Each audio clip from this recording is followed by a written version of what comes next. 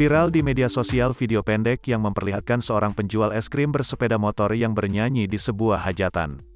Pada video tersebut, kala itu, penjual es krim ini berjualan di sebuah hajatan. Namun secara tiba-tiba, ia langsung memegang mikrofon dan bernyanyi. Pada waktu bersamaan, di hadapan pria yang mengenakan jaket biru merah itu ada seorang wanita. Wanita yang sedang menggendong anak kecil itu, ingin membeli es krim. Sambil tetap memegang mikrofon dan menyanyi, penjual es krim ini langsung melayani pembeli. Video viral itu, satu di antaranya diposting oleh akun Instagram @andreli_48. Pada unggahan itu tertulis keterangan, penjual es krim bersuara merdu.